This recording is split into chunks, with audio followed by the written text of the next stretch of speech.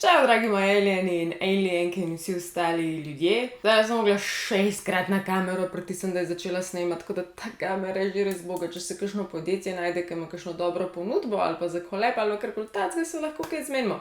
Če ne, moram pa čim prej nekaj novega kupiti. Anyways, upam, da vam je všeč tudi tale ogenček. Zdaj meni tle v screenu izgleda kot en ogenček, ki v bistvu je samo ena lučka. Ne vem, zakaj razlagam, ker če ne razložim, bo ful boljše izpadlo. Še ena čisto random stvar, imam Desert Titanium nov iPhone, zdaj ga imam manjka en dan. Nekdo ekstremno prijazen mi ga iz Belgije prinesel, tako da vam ne moram reči, kje v Sloveniji ga že lahko dobite. Mi je lepo všeč, jaz sem že res rabila iz 13 Pro zamenjati na 16 Pro, tako da ta luč pa mečkam poka. Ups. Danes govorimo o grotesknem morilcu, serijskem morilcu, ki mu rečejo tudi Acid Bath Murderer, torej morilc v kadi z žveplovo kislino ali pa samo kislino. Jaz ne vem, zakaj mene nasploh ti grozljivi nagražni primeri povezavi s kislino vedno pritegnejo, ker po moj največjih strahov to, da bi me nekdo polil s kislino. Hujš kot topitu, hujš moje, da bi zgorela. To je tam.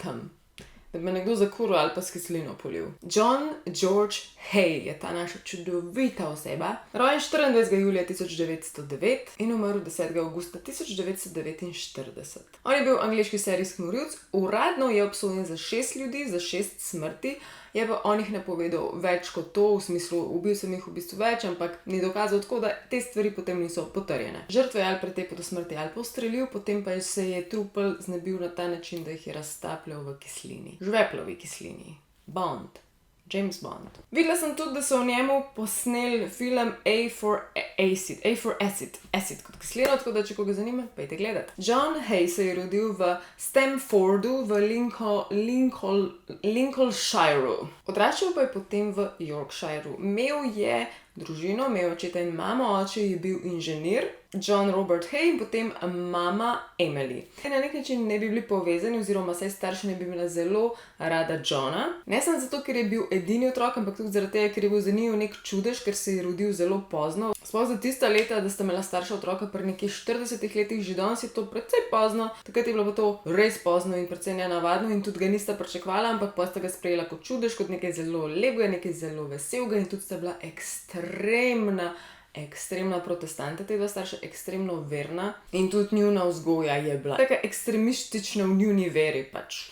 John je potem kasneje trdil in tudi povezoval te svoje nočne verske more, ki jih je imel, ki jih bom kasneje na koncu povedala, bo bolj zanimiv, ampak jih je povezal s temi umori. Če mene vprašaš, imel te bizarne nočne more zaradi tega, ker je bilo pri njih doma toliko strogo. Toliko zelo strogo je bilo, da John, če šel v šolo, je mogel kuj nazaj dam, ker povsod drugje so bili grehi. Grehi za njih so bili njegovi prijatelji, grehi za njih so bili, da se je smejal, da se je imel dobro, da bi čokolado pojedel. Level strogosti sta bila te dva starša.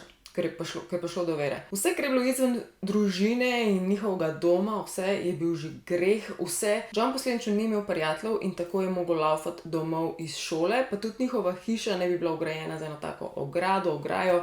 Res je bil ločen od preostalega sveta in če me vprašaš, tak otrok se ne more socialno normalno razviti. Oče Johna je imel na obrazu eno tako veliko grdo brazgotino in cel življenje mu je govoril: sine, John, če boš naredil en samcat greh, boš dobil isto brazgotino kot jaz, ker to je znak, da si grešil in cel svet bo to videl in za celo življenje bo zaznamovan in vsi bojo vedeli, da grešiš in da si nespodoben kristjan in tako naprej. In tega se je John potem tudi ful bal. Dokler ni začel rasti in odraščati in je začel delati take majhne grehce v njegovi glavi, take mini. Naprimer, dobesedno, da je začel brati otroško knjigo. In on je pa razmišljal, čeprav je to po besedah njegovih staršev greh, ker se zabava, ker mu je nekaj všeč, se ni nič zgodilo.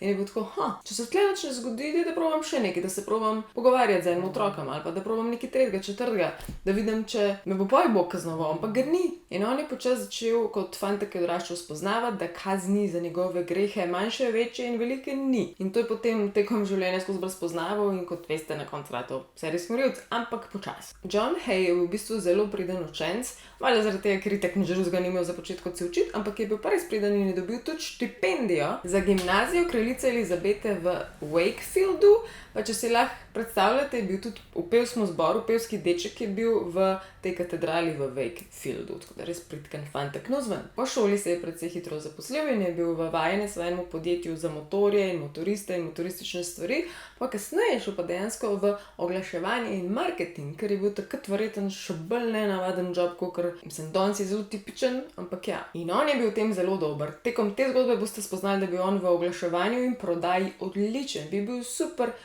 hostesa bi bil, ali pa influencer, in je bil v tem podjetju tudi ekstremno spoštovan in vsi so ga imeli zelo radi in vsi so gledali, no, wow, kako on dobro prodaja, ker car. In je bilo to ful všeč, ful se je nosil, ful je tak gospodič ratov, ful se je lepo oblačil, ful je bil tak šarmer je bil. V bistvu te spomne na ene izmed tistih serijskih morilcev, ki so obupni ljudje, pač serijski morilci, obviously, ampak istočasno ful očarljivi in vsi so mislili, da so najči cari. No, kot vemo, je on spoznaval, da za njegove grehe ni posledic in je mečken pa pomečken začel krasti iz službenega šparovca. Ne vem, zakaj so imeli tam šparovc, da je kdorkoli lahko dosegel, ampak on je začel malo pa pomalo ven krasti in potem skozi več. Ta neka skupna blagajna je bila in kar naenkrat so ga dobili. Ful jim je bilo bedno, da ga morajo odpustiti. On je bil takrat star 21 let, zelo obetaven, njihov najboljši delavec, ampak je valjda mogel iti iz neke avtoritete so mogli ukrepati. Ampak on takrat ni njihov kraju, v bistvu šele začenjal in se potem posvetil ponarejanju nekih avtomobilskih dokumentov in prodaji in tako naprej.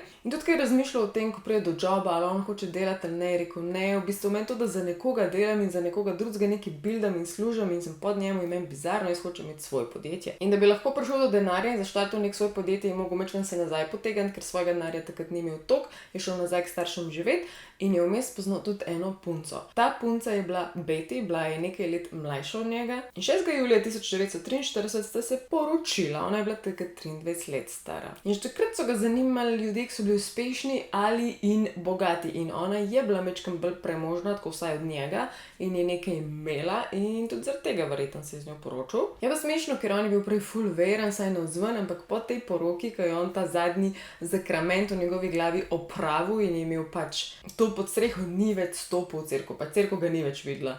In tudi ta zakon je hitro razpadel in ta zakon sicer ni kaj dosti pomemben za to zgodbo, razen tega, da je on bil takrat v zaporu, ko je bila Betty tudi noseča in je Betty Reva sama rodila njuno hčerko. In to hčerko je potem ona dala v posvojitev. Od te hčerke potem ni več slišati, razen tega, da je bila njegova družina od Johna res tako verna, da so ga zaradi tega izobčali. Ampak kasneje so se tudi pobotali. Ko je drugič prišel domov živeti, je z enim kolegom odprl biznis čiščenja oblačil, če sem prav razumela. In zgodilo se nekaj bizarnega, da njegov partner je umrl v prometni nesreči. Umrl, izgubil življenje in on je ostal sam, vedel, da tega sam ne more furati in takrat se je on odločil, kakršenkoli fair biznis, dober biznis, pravičen biznis zame ni, jaz se temu odpovedujem, od zdaj naprej bom goljuf. In leta 1936 se je preselil v London, spoznal je gospodiča, isto mladega njegovih let z imenom William McSwan. McSwan je bil iz bogate družine, njegova starša sta bila že prej ful bogata in uspešna, pod sabo so imeli take zabavišne parke, igralnice, take stvari za zabavo. In posledično je potem John vzdrževal te njihove igralne avtomate in istočasno je že planiral skeme, kako bo tega boga Williama prenesel okrog,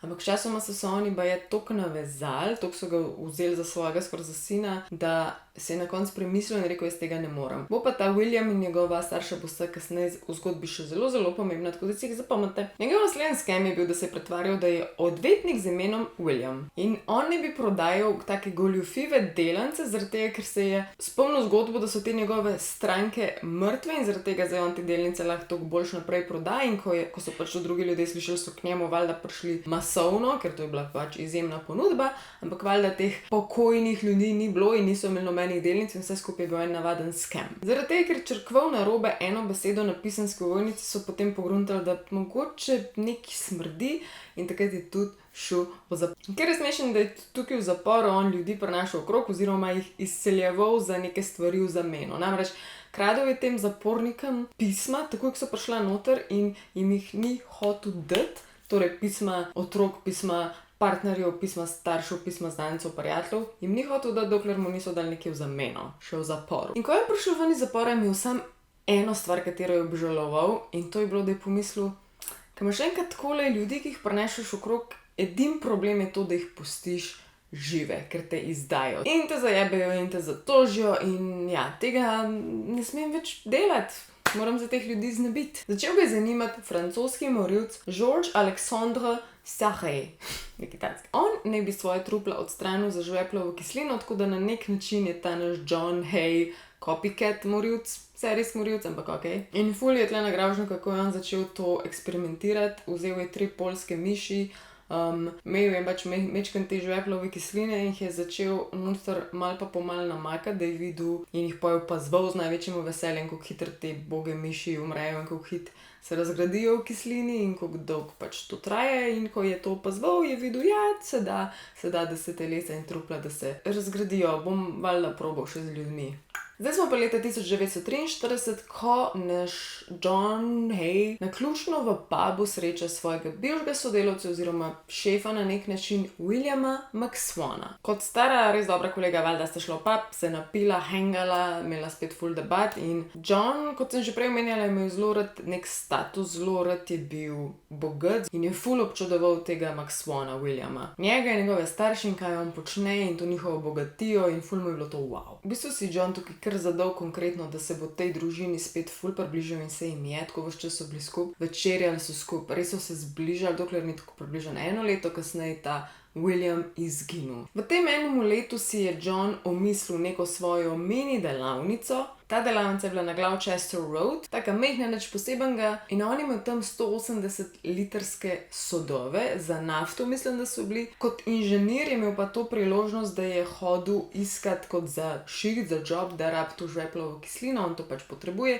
in jo dobil, ampak v zelo majhnih količinah. Ni jo mogel dobiti v kosu nikakor, da bi rekel, ne vem, 300-500 litrov ni šans. Lahko že sklepate, da je William zginil zaradi tega, ker ga je John zvabil v to svojo klet, to svojo delavnico pod pretvezo, itak sta bila prijatelja, ampak še vedno mu je rekel, da ti pokažem, kaj delam kot inženir, kako mi gre, kaj in kako. In valjda William mu je zaupal, je šel z njemu in potem je John Williama, ko je bil ta obrnjen stran, sam za sekundo se je obrnil stran, ki je udaril po glavi z neko kovino in potem mu je še prerezal vrat. In ker je tudi William precej hitro umrl, mu kri takrat ni več tekla, pač telo, srce neha pumpati kri in je John, in zdaj verjetno že veste, da on ni čist pri zdravi pameti, vzel lonček in stisnil iz njega iz vratu ven kri, čim več, da je dobil v lonček in jo je potem spil. Naprej se je lotil to truplo razkosati na manjše dele, v čemer ni bil dober, ker ni bil kirurg in to je bilo res nesti in krvavo. In potem, ko je to spravil v sod, je začel čist polivati, čist mal pa pomal te žveplove kisline. To ni šlo hiter, ker jo je imel v zelo majhnih količinah in ko je to zlival noter, si lahko predstavljate, da je gledal, kako cvrči, kako se topi, kako smrdi, pač ne moram si predstavljati. Bom tukaj dala slike, kako približno je med tem John zgledal, ker sebe je ful zaščitil, valjda, da ne bo umazan, da ne bo karkoli. Debele rokavice itd., ta kislina logično ni smela tudi bliz njega pridati. Pri tem prvemu primeru, ko je on to počel, je vmes tudi omedlel od vse te kisline in plinov in strupov in v bistvu se vmes potem zbudil, malo sem omedlel in je samo nadaljeval. In zelo tipično zanj je bilo, da po teh umorih in prelitju za žveplovo kislino je šel on lepo ven, mečkan v pub, kakšen ga spet malo razmišljati. V tem primeru je recimo razmišljal, koliko časa bo to telo rabilo, ne? In ko se je po 2 dneh vrnil počekirati v sod, je videl, da je zelo zadovoljen z rezultatom, da se je truplo precej razgradilo. In ker je imela ta delavnica tudi jaške, odtoke, je bil še bolj srečen, ker je lahko to preprosto odlil in se iznebil vseh dokazov. Vse skupaj je bilo praktično pozabljeno. A jaz se res razen tega, da je imel William pač starše, s katerimi so si bili ful blizu. Preden povem, kako je to rešil starši, vas spomnim na mojo Jim Beam kodo Alenka 5. Ful sem hvaležna vsem, kadarkoli s to kodo naročite, ker jaz dobim 5% provizijo in na ta način podprete mene in ta kanal in to, da lahko še naprej take stvari ustvarjam. Tako da hvala vsem. Tisti, ki ne poznate Jim Beama, ne vem, kako je to možno, ampak prodaja se tam vse od zdrave prehrane do zdravih prehranskih dodatkov za mišice, za telovadbo, za gym, ful lepih športnih oblačil, proteinskih sladic, opreme za vadbo, dobesedno čisto popolnoma vse. Obožujem Jim Beam, pojďte sam pogledati, če vam je karkoli všeč, link je vedno spodaj, zdaj gremo pa naprej v ta video. Torej, kaj je Jon rekel staršem od Maxwella, rekel je, joj, veste, glih je začetek vojne bil in njega so hoteli poklicati to vojno, to je bilo tako čudno in kaj je naredil? Vaš sin William se je šel skrit na Škotsko, zato da ga ne bojo poklicali v vojno. In zdaj se bo skrival na Škotskem in to noben ne sme vedeti, noben mu ne smete povedati, sploh ne o tem govoriti, vidva se tudi delate, da ne veste, kje je. In v bistvu, ker so se prej toliko zbližali, pazi, on je živel potem skupaj s starši človeka, katerega je ubil in je opravljal dejansko njegovo delo. Tisto delo, ki mu je prej zavidel, ki si mislil, jaz bi tudi to počel, točno to je on poje delal, služil, vse imel streho nad glavo, ljubezen, zaupanje. Ampak ja, čas je mineval in starša sta objesli opazila, da je konc vojne in ste mislila, ja, kje pa je zdaj naš William, ok, dan prišel, ti si edinka, pač veš, kaj se dogaja. In je ugotovil Jon, da bo mogel počasi imeti odgovore in je ugotovil, da ne bo šlo drugače, kot da ubije tudi njiju. Torej, julija 1945 je rekel, evo, imam za vaju presenečenje, William bo prišel nazaj, ampak zelo prikrito, ker je še vedno nevarno zanj, tako da ga bom jaz peljal tisto svojo delavnico, spet noben ne sme vedeti, noben mu ne povedati, niti to, da je William nazaj, niti da bo prišel nazaj, nič. In jih je valjda zvabil v to klet, pod pretvezo, da je videla svojega sina in valjda ubil tudi njiju. Z udarci po glavi ju je umoril in jih je potem tudi ta trupla res nagraužno razkosal, razrezal, raztrgal. Problem je bil, ker pravim, on res ni znal, kako dela telesa rezati, da je čim bolj normalno in čim manj krvi, on pač res ni vedel in je sam mesaruje. Trupla je potem pustil nekaj dni, da so se spet razgradile in lepo spucal v jarek. To je imel zdaj že kar ustaljeno, že bolj naštudirano prakso, nisem pa povedala, da po prvem umoru je videl, kje se stvar zakomplicira in je gotovo, da to sesodi ni tako praktično in zato se mu tudi reče moril za žvepleno kadjo, zato ker si je v mislil poje kad, ki je pač prenesla to žveplovo kislino in je raj trupla tja noter metal. Je bilo tako lažje. No, on je čisto takoj šel naprej v akcijo in pobral še ves možen denar od teh dveh staršev oziroma njune pokojninske čeke, ko je unovčil, dobil 8000 funtov. To mogoče zdaj zveni ful malo, ampak takrat je bilo to ogromno denarja. Ne znam vam v glavi pretvoriti, koliko bi bilo to zdaj v, ne vem, skoraj v milijonih po mojem, ampak on bi lahko s tem mirno živel do konca življenja. Tako umirjeno, nezahtevno življenje. Ampak on je to pokuril v dveh letih. V 2 letih je pokuril ves ta denar, ki ga bi imel lahko do konca življenja, ker je živel ful prestižno in preselil se je v hotel Onslow Court v Kensingtonu. To ni bil hotel za kogarkoli, to ni bil hotel za ljudje, so dejansko tam živeli, ampak oni bogataši. Torej ne nekdo, ki ima malo preveč denarja, ampak tisti old money fora, ki ima toliko denarja, da sploh ne vejo, koliko denarja imajo. In to je bilo zanj, I guess, malo too much in je tudi zelo hit pokuril, plus še nisem povedala, da je bil hazarder, tako ves čas je imel neke igre na srečo in pač res ni imel občutka za te stvari in ja, zelo hitro mu je zmanjkalo. Torej po teh 2 letih je najdel še en par, ki ga je lahko oropal in ubil in izkoristil. In to sta bila Archibald Henderson in njegova žena Rose. On se jim je približal na ta način, da je rekel, wow, ta hiša, ki jo vidva prodajate, je res čudovita. In ona je rekla, hvala, ful dobro, itak se prodajate, bom povabila noter, pa si jo pogleda, ne. To se je tako nadaljalo, da je on povedal, da igra klavir, ne, če sem prej omenila, da ga je ful zanimala klasična glasba in igral je klavir in ona je rekla, ful dobro, igraj klavir in on je igral klavir. In v tej hiši je potem on ukradel revolver, pištolo. Tiste stare delavnice ni več imel, je pa na tej točki najel novo delavnico na 2 Leopold Road, tukaj upam, da sem najela slikco, ker je res taka mehna koljubica, kučica, srednji česar, pa zgleda res boga. To je bilo v Sussexu in tja je tudi odpeljal ti svoje bobne s kislino in vse, kar je imel, živ naprej redi za morit. 1948 je bilo leto, ko je to delavnico potem zvabil ta par, Archibald in njegovo ženo Rose. Na tej točki ne bi bil on spet neke vrste inženir ali pa celo izumitelj in mu je hotel kao pokazati en svoj izum. In on je bil zainteresiran, zaupal mu je, prišel je k njemu in valjda ga ni čakal noben izum, že tako, ko je videl ono čudno kučico do zum, si je mislil, to je tvoja delavnica, ok, ne bom imel pač predsodkov, ampak ok, valjda ga je ubil. Rose, njegovo ženo, je pa potem zvabil to delavnico, ki je rekel, tvoj mož je zbolel in ne vem kaj spoha, da ga ima v karanteni ali ne vem kaj je mislil, ampak ja. Njo pa na ta način zvabil noter. Njo je pa v strelu, tukaj moram pač izpostaviti to ironijo, ker stisnil revolverjem, ki ga je ukradil iz njune lastne hiše, ki sta mu zaupala, je potem s tem revolverjem jih tudi ubil. Zdaj pa ena stvar je zelo pomembna pri tej mini čudni delavnici, da ni imela odtoka, ni bila tako praktična in on je gotovo, da res ne ve, kaj s temi trupli na koncu. Tako da basically je potem te stvari samo zlival nekje tam v bližini, neka vrste gradbišča, v glavnem neka šara je bila, noben ni tega gledal, noben je mimo hodil, ampak je tja te stvari zlil in pač upal, da nikoli noben ne opazi ali pa da ne bi smrdela, I guess. Ker je najbolj crazy še pri tem primeru je to, da je od njiju spet pokasiral nekih 8000 funtov, ker je spet ogromno denarja in še hujš, obdržal je tudi njunega psa in njun avto. Kada se sam naselil v lifeu tistega, ki ga prej ubije in zajebe, pač what the heck. Gremo zdaj še k zadnji žrtvi in tudi kako je prišlo do aretacije. To je bila pa zdaj ena starejša vdova. No, on je še vedno živel v tistem fancy hotelu in 69-letna Olive Duran Deacon je bila bogata vdova, torej ni imela več moža, imela je pa denar. Naj še enkrat vas spomnim, da kot sem rekla, John je bil zelo šarmanten, še vedno zelo se je znal lepo obleči, zelo dobro izgledal in ženske so ga imele rade in tudi ta vdova. In on je slišal, kako se ona pogovarja z eno svojo prijateljico o tem, da bi izdelovala umetne nohte, da bi imela neke vrste kot podjetje, a da bi delala nohte, ne vem kaj, ampak je dolgčas ni imela moža, nič konkretno ni imela za početi, denar je imela in je hotela nek svoj biznis. In on je to slišal in rekel, ni panike, jaz imam svoj biznis, jaz ti lahko ful o tem povem, lahko te naučim, lahko te pokažem, ti sam prid k meni, ti bom pokazal svoje mogočešne delavnici. V glavnem, spet je prišla do une utice in ker je bila toliko excited, veš, da začela nek svoj nov biznis, se je ful lepo oblekla, imela je ful hud krznen plašč, imela je ful rak nakit na sebi. Idealno, da je on pa še vse to vzame in Evropa in bo imel kuj nek denar od nje. 18. februarja 1949 je potem v tej kočici njo ustrelil v vrat s tistim istim revolverjem od Archambaaldovih. Ta plašč na koncu ga je precej izdal, bi jaz rekla, to je bil plašč perzijskega jagnjeta. Njo je dal v žvepleno kislino, popil je njeno kri, pozabila sem prečisto omeniti, ampak od vsake žrtve je pil kri. In 2 dni kasneje, ko se je to truplo večinoma že razgradilo, ampak ne še v celoti, njena najboljša oziroma dobra prijateljica je bila nje ni, 2 dneva sta minila in je klicala policijo. In takrat je takoj začel John malo razmišljati, saj sem pa mogoče mečken zafrknil oziroma nisem bil pozoren. Ona namreč je bila moja soseda,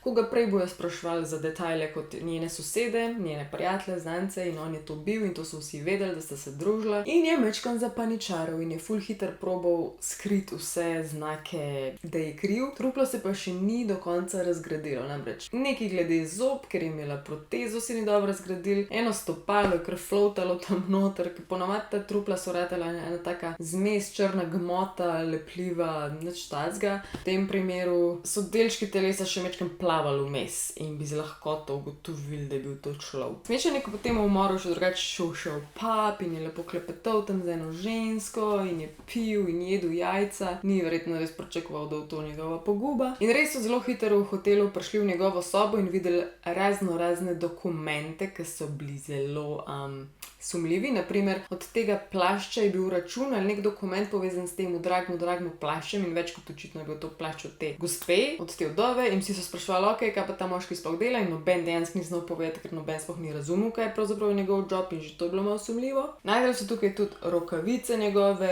pumpe, bano, sodove, revolver, amunicijo, strelivo, no. In kmalu so detektivi tudi odkrili njegovo evidenco tatvin in goljufij in vsega za nazaj, tak nekako še zmeraj je bil zabeležen kot kriminalec, samo valjda tem sosedam v hotelu tega ni razlagal. In ko so to policaji in detektivi najdeli, so mu gladko sam udarili v to delavnico, noben ni niti malo razmišljal, pač zelo tako primerno, osorno so šli hitro v akcijo. In valjda so pogledali potem tudi okolico te hiške, utice njegove in tudi tam, kjer je on dejansko oddelil to truplo črno gmoto ostanke trupla in toliko se ni razgradilo, da je tam v bistvu obtičal nekih 13 kg ostankov človeškega telesa. Človeško telesno maščevje je bilo vmes, del človeškega stopala, človeški žolčni kamni in del zobne proteze. In lih ta zobna proteza je potem bila povezava s to Duran Deacon, v bistvu njen ortodont zobozdravnik je to imel v evidenci. John je v bistvu zelo hitro šel v